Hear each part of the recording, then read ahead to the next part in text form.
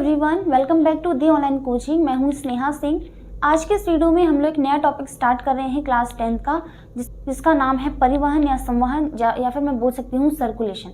Okay, तो हम लोग आज से स्टार्ट कर रहे हैं नया सिस्टम, ओके, जिसका नाम है सर्कुलेटरी सिस्टम या फिर परिसंचरण तंत्र। ओके, तो इसको पढ़ने से पहले तो हम ये जानते हैं कि परिवहन या फिर संवहन या फिर ट्रांसपोर्टेशन क्या होता है।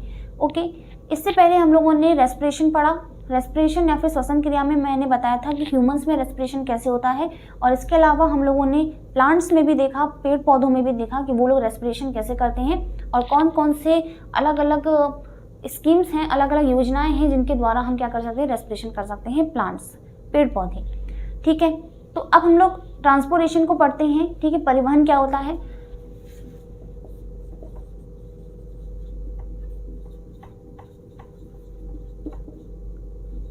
ट्रांसपोर्टेशन या फिर इसे कहते हैं हम लोग परिवहन और या फिर संवहन।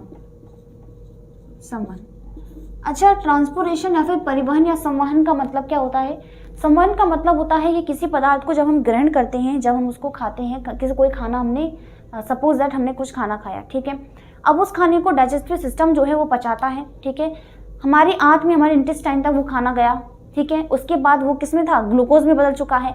ग्लूकोज से हमें एनर्जी डायरेक्टली मिलती नहीं है, तो हम इसे तोड़ते हैं किस में, छोटे छोटे मॉलिक्यूल्स में, ताकि एटीपी रिलीज हो सके, यानी कि हमें ऊर्जा मिल सके।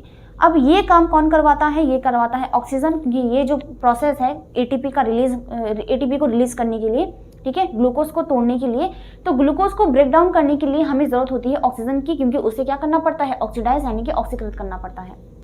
ठीक है, अब यहाँ पर ग्लूकोज को तोड़ने के लिए ऑक्सीजन की जरूरत पड़ती है, तो ऑक्सीजन क्या करते हैं हम लोग, ऑक्सीजन कहाँ से लेते हैं, रेस्पिरेशन के थ्रू। रेस्पिरेशन या श्वसन क्रिया के द्वारा हम ऑक्सीजन को ग्रहण करते हैं एनवायरनमेंट से, यानी वातावरण से। ओके, और उस ऑक्सीजन का यूज करते हैं हम लोग किसके लिए, ग्लूकोज के मॉलिक्यूल्स को तोड़ने के लिए। ओके, तो ग्लूकोज के मॉलिक्यूल को तोड़ने के लिए हमें जो ऑक्सीजन है उसको हमारे सेल तक पहुंचाना पड़ता है। ठीक, तो जो हमारे आंतरिक कोशिकाएं होती हैं, जो आंतरिक कोशिकाएं होती हैं, वहां पर क्या है, हमारा ग्लूकोज है।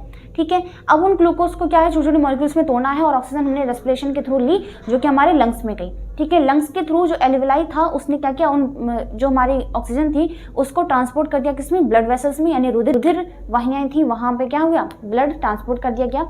उसके बाद ब्लड क्या करता है, ब्लड उस ऑक्सीजन को लेकर जाता है। ठीक है, जो हीमोग्लोबिन होता है, ये तो हमने रेस्पिरेशन में पढ़ाई है, तो ब्लड क्या करता है, उस ऑक्सीजन को लेकर जाएगा। ठीक है, और वहां उस सेल तक लेकर जाएगा जहां पर क्या है, ऑक्सीजन की जरूरत है ग्लूकोज को तोड़ने के लिए। ओके, तो ये पूरा जो लंबा प्रोसेस है ना, इसी को हम बोलते हैं ट्रांसपोर्टेशन। ओके, इसके अलावा क्या हुआ, सेल में जब ग्लूकोज टूटा तो इसके अलावा कार्बन डाइऑक्साइड बनी। ठीक है, कार्बन डाइऑक्साइड गैस बनने के साथ साथ कुछ ऐसे तत्व बने, जैसे यूरिया की बात करें, अमोनिया की बात करें, तो ये हानिकारक पदार्थ हुए जो कि हमारी बॉडी के लिए बहुत ज़्यादा क्या होते हैं, हार्मफुल हो जाते हैं। तो इनको क्या करना पड़ता है, बॉडी से डिस्चार्ज करना पड़ता है। CO2 की बात करें तो हम एक्सेल कर देते हैं, यानी कि बाहर निकाल देते हैं। इसके अलावा जो अमोनिया हो गया, यूरिया हो गया, तो ये क्या होते हैं, हमारे जो उत्सर्जी अंग होते हैं ना, उत्सर्जी अंग की कोशिकाओं तक उन्हें पहुंचाया जाता है। तो ये काम कौन करता है, ब्लड करता है। तो ब्लड क्या करता है, उन उत्सर्जी जो पदार्थ होते हैं उन्हें लेकर आता है वापस, और उत्सर्जी अंगों तक उसे लेकर जाता है। ठीक है, उन पदार्थों को, जो उत्सर्जी पदार्थ होते हैं उन्हें उत्सर्जी अंग तक लेकर जाता है। ओके, यहाँ पर ट्रांसपोर्टेशन का मतलब ये है, सीधा सा मतलब ये है कि कोई भी पदार्थ जिसे हम ग्रहण करते हैं उसे हर एक सेल तक पहुंचाना, हर एक कोशिका तक पहुंचाना जहां उसकी जरूरत होती है। ओके, इसके बाद जो सेल है, अगर उसने कोई पदार्थ बनाया है तो उसे हर एक अंग तक, एक स्थान से दूसरे स्थान तक उसे पहुंचाना क्या कहलाता है, संवहन या फिर परिवहन या फिर ट्रांसपोर्टेशन कहलाता है। समझ में आई बात। तो डेफिनेशन लिख देते हैं इसकी। डेफिनेशन हम ऐसे लिख सकते हैं कि किसी पदार्थ को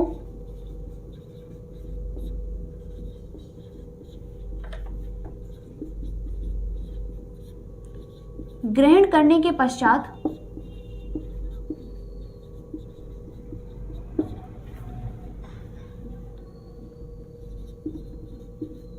उसे प्रत्येक कोशिका तक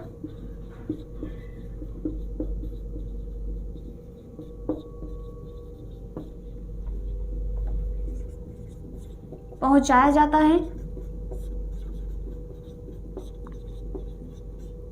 अब देखो, कोई भी पदार्थ में यहाँ पर गैसेस भी आ चुकी है, भोज्य पदार्थ भी आ चुके हैं। ओके, पहुंचाया जाता है तथा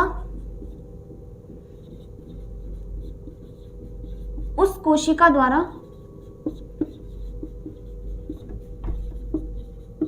बने पदार्थ, इसको ऐसे लिख लो, उस कोशिका द्वारा उपापचय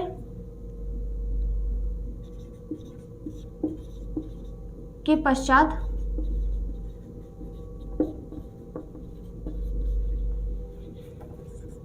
बने पदार्थ को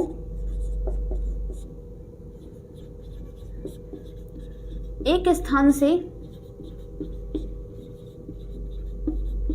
दूसरे स्थान तक ले जाना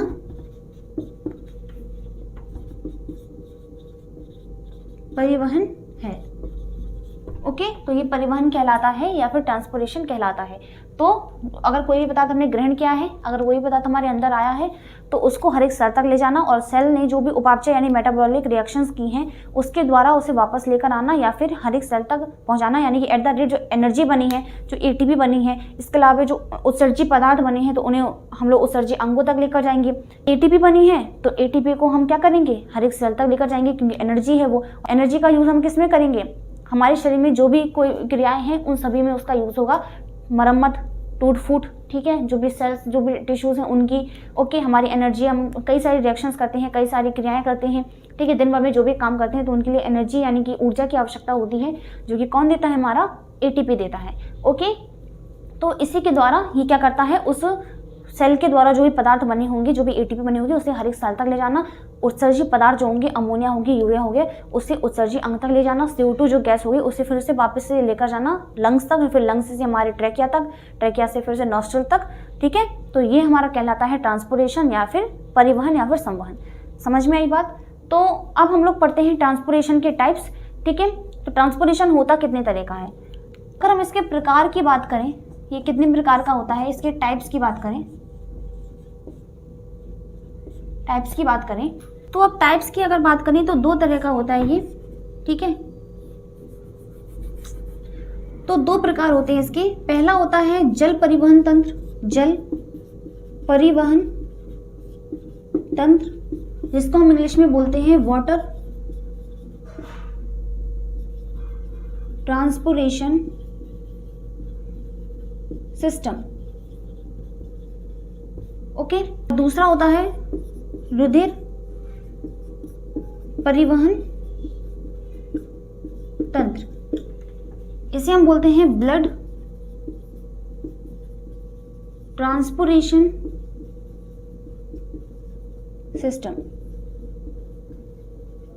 ओके, दोनों में अंतर क्या है, जल परिवहन तंत्र जिसमें संवहन माध्यम जो होता है वो क्या होता है, जल होता है, यानी कि वाटर होता है, ठीक है, जल होता है या फिर वाटर होता है। कुछ ऐसे ऑर्गेनिजम्स हैं, कुछ ऐसे जीव हैं जिनमें पूरा सिस्टम नहीं पाया जाता है, जिसमें इनकी बॉडी जो है, ठीक है, अगर हम यूनिसेलुलर ऑर्गेनिजम्स की बात करें और भी कई जलीय जंतु की बात करें तो इसमें क्या होता है, वाटर जो है ट्रांसपोर्टेशन का काम करता है। कुछ ऐसे जलीय जंतु होते हैं, कुछ ऐसे हमारे एक्वाटिक एनिमल्स होते हैं जिनमें क्या होता है, वाटर ही क्या होता है, ट्रांसपोर्टेशन का मीडियम होता है, ठीक है, जो कि वाटर ही क्या करे, तो ट्रांसपोर्टेशन का काम यानी संवहन का काम कौन करता है, वाटर ही करता है। यहाँ पर ब्लड का कोई रोल नहीं होता है। ओके, तो यहाँ पर जैसे कि सिलेंट्रेटा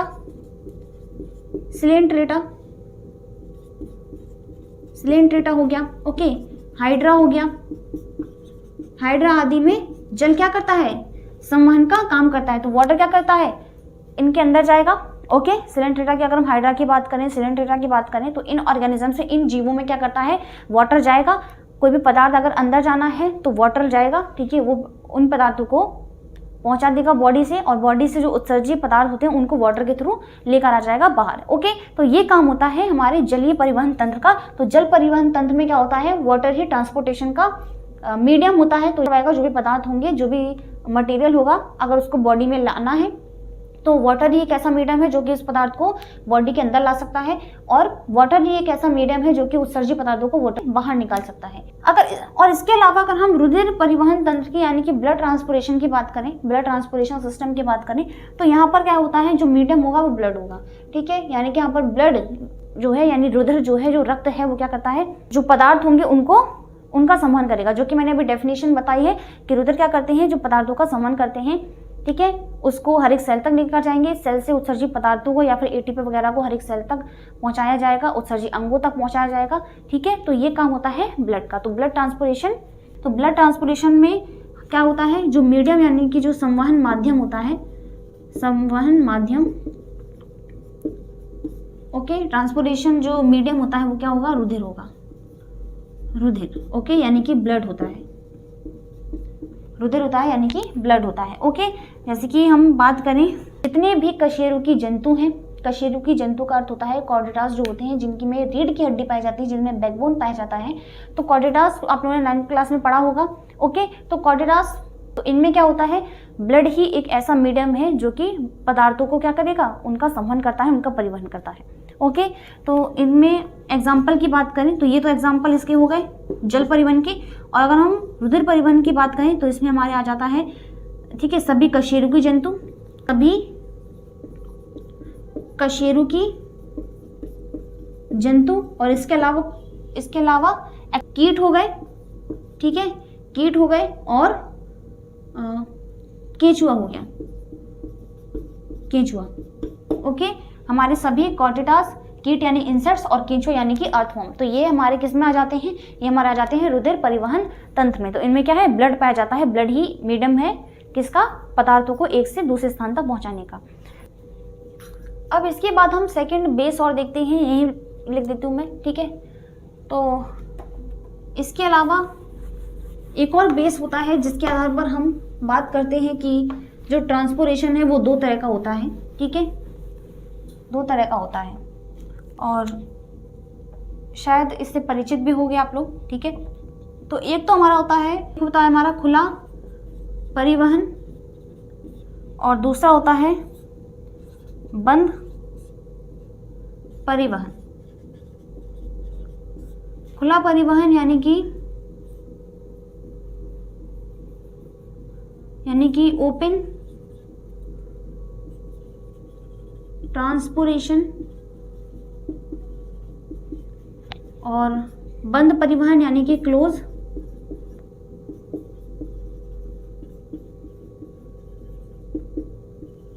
ट्रांसपोर्टेशन। दो तरह का होता है ट्रांसपोर्टेशन, अगर हम इस बेस पर देखें तो खुला परिवहन, और दूसरा होता है बंद परिवहन। और बंद परिवहन जो है ये ब्लड के बेसिस पर है, ठीक है। दोनों में ही हम ब्लड को देख रहे हैं, दोनों में ही क्या है, ब्लड है, जो कि हमारा ट्रांसपोर्टेशन मीडियम है, ठीक है, परिवहन का माध्यम है। अब यहाँ पर ब्लड जो है उसका खुला परिवहन भी हो सकता है या फिर उसका बंद परिवहन भी हो सकता है। खुला और परिवहन दोनों में ये अंतर है कि खुला परिवहन कुछ ऐसे अकशेरुकी जंतु होते हैं, नॉन कॉर्डेटास होते हैं, जिनमें क्या होता है, जो ब्लड है वो किसी भी वेसल्स के थ्रू नहीं जाता, ठीक है, वहाँ पर कोई भी सिस्टम बना नहीं हुआ था सर्कुलेशन का, तो वहाँ पर खुला परिवहन पाया जाता है। और यहाँ पर होता क्या है कि जैसे कि हम देखते हैं कि जहाँ पर खुला परिवहन का अर्थ ये है कि यहाँ पर जो, तो हम ऐसे देख सकते हैं कि ये क्या है, हमारा हार्ट है, ओके, ये हमारा हार्ट है, ओके। यहाँ से मेन हमारी वेसल्स गई हैं, मुख्य जो वाहिनिकाएं हैं, ओके, वो यहाँ से गई हैं। यहाँ पर मान लो कि जो ब्लड है वो यहाँ से निकला, ओके, और यहाँ से जो ब्लड है वो सीधा हर एक पूरी बॉडी में भर चुका है, ओके, पूरी बॉडी में भर गया है, ओके। तो यहाँ पर खुला परिसंचरण का मतलब ये है कि यहाँ पर अभी हम देखो, अब जब हम लोग सर्कुलेटरी सिस्टम के बारे में पढ़ेंगे, परिसंचरण तंत्र के बारे में पढ़ेंगे, तो वहाँ पर हम देखेंगे कि वेसल्स पाई जाती हैं, ठीक है, धमनी होती हैं, सिराएं होती हैं, केशिकाएं होती हैं, पर्टिकुलर वेसल्स पाई जाती है जो कि ब्लड को लेकर जाती है। प्योर ब्लड आएगा यहाँ से इम्प्योर ब्लड जाएगा, ओके। बट यहाँ पर खुला परिवहन में क्या होता है, कोई भी ठिकाना नहीं है ब्लड का, ठीक है, वो मेन वेसल से जाएगा, ओके, वहाँ से वो आएगा और इस तरह से पूरी बॉडी में भर जाएगा, ठीक है। तो भरता है जब, तो क्या होता है कि हर एक सेल जो है, हर एक टिश्यू जो है वो ब्लड में क्या होते हैं, तैरते रहते हैं, ठीक है। तैरने का मतलब ये है कि वो पूरी तरीके से ब्लड से भीग जाते हैं, ओके।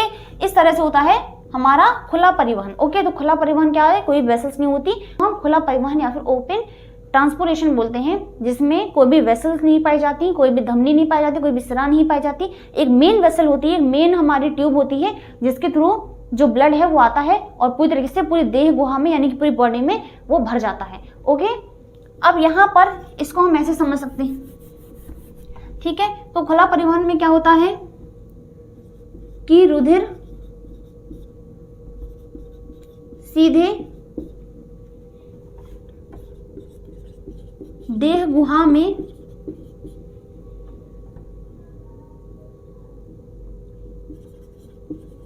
मुख्य रुधिर वाहिनी से निकलकर, मुख्य रुधिर वाहिनी की रुधिर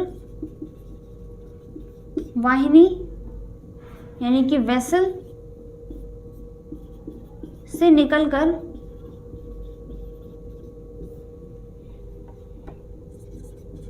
भर जाता है अतः देह कोशिका व ऊतक रुधिर के सीधे संपर्क में होते हैं।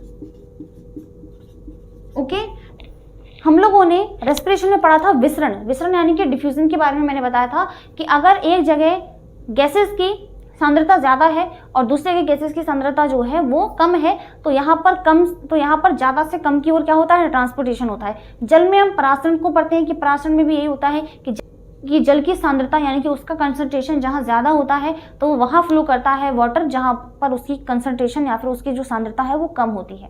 ओके, यहाँ पर ऐसा कुछ नहीं है, ब्लड जो है सीधा संपर्क में होता है किसके, ऑर्गन्स के, उसकी कोशिकाओं के। ओके, तो यहाँ पर ब्लड का और जो टिश्यू होते हैं, जो कोशिकाएं होती हैं, जो हमारा ऑर्गन होता है, उसके सीधे संपर्क में कौन होता है, ब्लड होता है। ओके, ब्लड हमारी मेन वेसल जो होती है वहां से आता है और उनको पूरी तरीके से भिगो देता है। ऐसा लगता है कि ऑर्गन्स की कोशिकाओं के ऊपर किसी ने ब्लड डाल दिया हो, इस तरह से। ओके, समझ में आई बात? तो आप इस तरह से समझ सकते हो ओके कि सारी सेल्स प्रेजेंट हैं, कि सारी सेल्स यहाँ पर, टिश्यूज इस तरह से यहाँ पर प्रेजेंट हैं और ऊपर से ब्लड आया तो इन सभी को पूरी तरीके से भिगो दिया और यहाँ पर भर चुका है ब्लड। ये होता है खुला परिवहन में। ओके, तो यहाँ पर ये जो हमारा सिस्टम है ओपन ट्रांसपोर्टेशन का, ये हमारा पाया जाता है किसमें, एग्जाम्पल की अगर हम बात करें एग्जाम्पल की, तो ये हम लिख सकते हैं आर्थ्रोपोडा में। जो हमारे अकशेरुकी जंतु होते हैं उन सभी में हमारा इस प्रकार का जो ट्रांसपोर्टेशन सिस्टम है वो पाया जाता है। तो हमारा आर्थ्रोपोडा में, ठीक है, मोलस्का में आदि। ओके, ठीक है। सेकेंड है हमारा बंद परिवहन। अब बंद परिवहन नाम से ही है कि एक फिर क्रॉस ट्रांसपोर्टेशन का मतलब क्या है कि जस्ट इसका अपोजिट, यहाँ पर अगर कोई भी वेन नहीं पाई जा रही थी, कोई भी वेसल्स यहाँ पर नहीं थी, धमनी नहीं थी, शिरा नहीं थी, बट यहाँ पर क्या है, धमनी पाई जाती है, सिराएं पाई जाती हैं, कोशिकाएं पाई जाती हैं। ठीक, यहाँ पर बंद परिवहन होता है, पूरा सिस्टम बना होता है ब्लड सर्कुलेशन के लिए कि ब्लड जो है प्योर ब्लड जाता है हर एक सेल से, इम्प्योर ब्लड वापस से आता है हार्ट यानी कि हृदय के पास। तो बंद परिवहन में क्या होता है कि इनके द्वारा ही क्या है, रुधिर जो है वो हर एक सेल तक जाता है और वहां से जो भी पदार्थ मिलता है उन्हें वो वापस लेकर आता है। ठीक है, तो यहाँ पर क्या है, एक सिस्टम बना होता है। तो यहाँ पर क्या है, सिस्टमेटिक फॉर्म में ही सारी चीजें होती हैं। तो बंद परिवहन में क्या होता है कि इस प्रकार के परिवहन में रुधिर धमनियों, शिराओं व कोशिकाओं के माध्यम से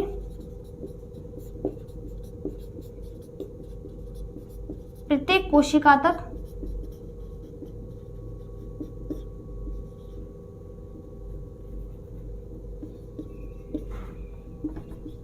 पहुंचाया जाता है। ओके,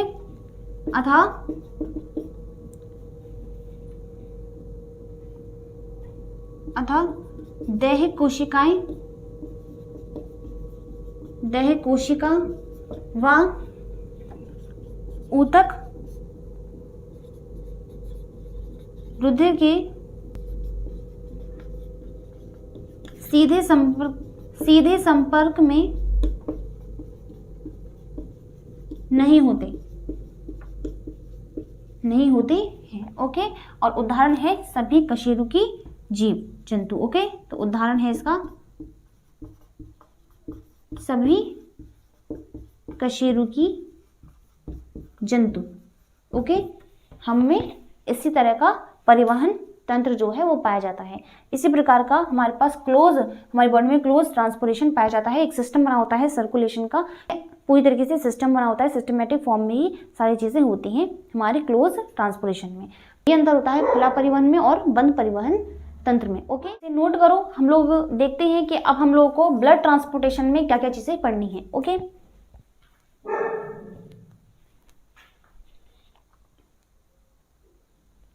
रफ कर देते हैं इसे, हम लोग आगे चलते हैं। ठीक है,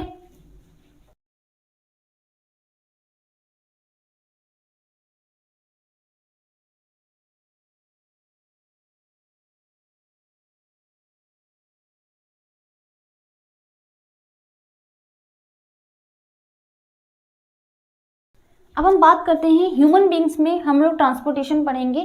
ठीक है, सर्कुलेशन पढ़ेंगे, क्योंकि अब ब्लड की बात आ रही है कि ब्लड का परिवहन होगा, ब्लड का ट्रांसपोर्टेशन करना है। तो अब हम लोग ब्लड ट्रांसपोर्टेशन या फिर हम लोग पढ़ने वाले हैं रुधिर परिसंचरण के बारे में। ठीक है, सर्कुलेशन ऑफ ब्लड। ठीक है, ब्लड सर्कुलेशन के बारे में पढ़ेंगे और ह्यूमंस में। तो हम लोग बात करते हैं अब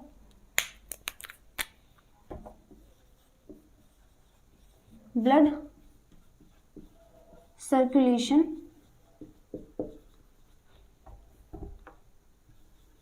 इन ह्यूमन बीइंग। ओके, मानव में रुधिर परिसंचरण यानी कि जो ब्लड होता है उसको बांटना कैसा होता है। ठीक है, तो हम लोग ब्लड सर्कुलेशन पढ़ेंगे।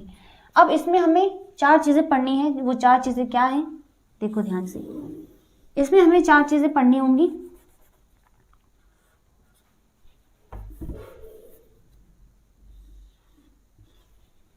सबसे पहले तो हम लोग पढ़ेंगे रुधिर के बारे में कि रुधिर क्या है, यानी कि ब्लड के बारे में। ओके, ब्लड के बारे में हम सारी चीज़ें देखेंगे कि आरबीसी क्या होता है, डब्ल्यूबीसी क्या होता है, ठीक है, और प्लाज्मा क्या होता है, एटसेट्रा। ठीक है, आरबीसी यानी कि लाल रुधिर कोशिकाएं क्या होती हैं, डब्ल्यूबीसी यानी कि श्वेत रुधिर कोशिका क्या होती है, प्लेटलेट्स। ठीक है, और प्लाज्मा के बारे में पढ़ेंगे। तो यही चीज़ें। दूसरे नंबर पर हम लोग पढ़ने वाले हैं कि हृदय क्या है। तो दूसरे नंबर पर हम लोग हृदय की संरचना देखेंगे। हृदय क्या है, यानी कि हार्ट। ओके, तो इसकी स्ट्रक्चर देखेंगे हम लोग इसमें। ओके, इसकी संरचना के बारे में थे कि जो हार्ट होता है, जो हमारा हृदय होता है, वो उसकी संरचना, उसकी स्ट्रक्चर कैसी होती है। तीसरे नंबर पर हम लोग देखेंगे, तीसरे नंबर पर मुझे बताना है ब्लड वेसल्स के बारे में। ब्लड वेसल्स के बारे में। अब ब्लड वेसल्स यानी कि जो रुधिर वाहिनियाँ होती हैं, वाहिनियाँ, उनके बारे में। तो इसमें हम लोग धमनियों के बारे में पढ़ेंगे कि धमनियाँ क्या होती हैं। ओके, आर्टरीज के बारे में, सिराओं के बारे में पढ़ेंगे। सिराएं यानी कि वेन्स क्या होती हैं, वेन्स के बारे में। ठीक है, और केशिकाओं के बारे में। केशिकाएं यानी कि कैपिलरीज, इसके बारे में देखेंगे ब्लड वेसल्स में। ओके, और इसके बाद हम लोग लास्ट में पढ़ेंगे लिम्फ के बारे में। लिम्फ यानी कि लसिका के बारे में। तो इसके बाद हम लोग पढ़ेंगे लिम्फ सिस्टम के बारे में। लिम्फ यानी कि लसिका, लसिका तंत्र को हम लोग समझेंगे। ठीक है, इसको एक तरह से हम बोल सकते हैं कि ये हमारा लसिका जो है वो है छना हुआ ब्लड। ठीक है, ब्लड को जब हम छान लेते हैं तो हमें लसिका मिलता है। ओके, तो इसको हम लोग समझेंगे। तो ये 4 चीज़ें हमें पढ़नी है in this circulatory system. Circulation में हम लोगों को 4 चीज़ें पढ़नी है। ब्लड, हार्ट क्या होता है, हार्ट की स्ट्रक्चर, ब्लड वेसल्स क्या होती हैं, और इन द एंड हम लोग लिम्फ यानी कि लसिका के बारे में पढ़ेंगे। उम्मीद है कि सर्कुलेशन का जो एक इंट्रोडक्शन था वो आप लोग को समझ में आया होगा। हम लोगों ने आज ये जान लिया कि परिवहन क्या होता है, परिवहन कितने प्रकार का होता है, और हमें ब्लड सर्कुलेशन में क्या क्या चीज़ें पढ़नी है। ओके, मिलते हैं अगली वीडियो में। हम लोग इसको कंटिन्यू रखेंगे। ठीक है, ब्लड को समझेंगे सबसे पहले, फिर हार्ट को पढ़ेंगे, फिर हम लोग ब्लड वेसल्स के बारे में और लिम्फ लसिका के बारे में पढ़ेंगे इसके बाद। तो मिलते हैं अगली वीडियो में अगले टॉपिक के साथ। तब तक के लिए bye bye, take care and thank you so much.